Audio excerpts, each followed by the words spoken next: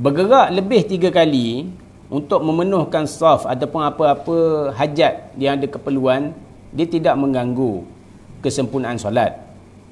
Ya, tidak mengganggu kesempurnaan solat.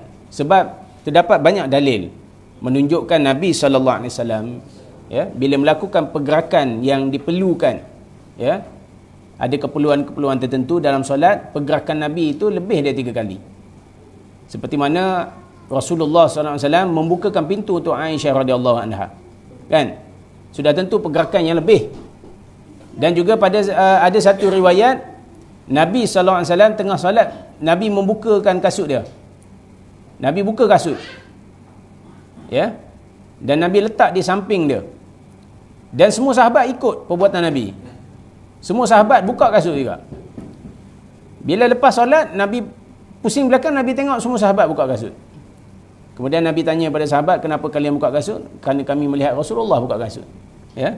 Jadi Nabi kata, sungguhnya Jibril mendatangiku dan memberitahu aku pada kasutku ada najis, ya, ada najis. Jadi Nabi buka dari tengah solat. Dan sudah tentu perbuatan Nabi membuka kasut dalam solat tu sudah tentu perbuatan yang lebih 3 kali. Dan banyak lagi. Ada perintah supaya kita membunuh binatang yang berbisa dalam solat.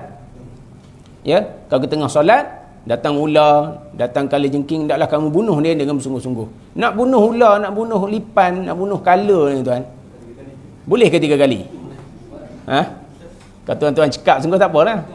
Macam samurai, tahu-tahu dah mati, pisau dah, kan, pedang dah masuk balik. Kan? Sap.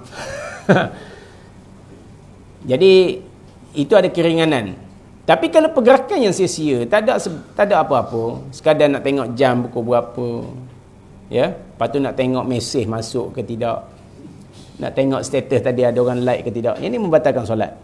Ya, membatalkan solat kerana perbuatan yang sia-sia, tidak ada tujuan, ya. Wallahu a'lam. Baik. Jadi tak ada masalah. Sebab tadi kita tengok pada hadis tadi, melangkah jauh untuk mengisi saf kosong, pahala yang berganda. Kan? Tak ada masalah. Jangan duk kira pula ni, duk kira 1 2 3, alamak, tak lepas pula ni. Kan? Angkat kaki 1 2 3, habis kaki sebelah belakang nak gantung sebelah, kan? Ini disebabkan kejahilan, ya, kejahilan. Wallahu a'lam.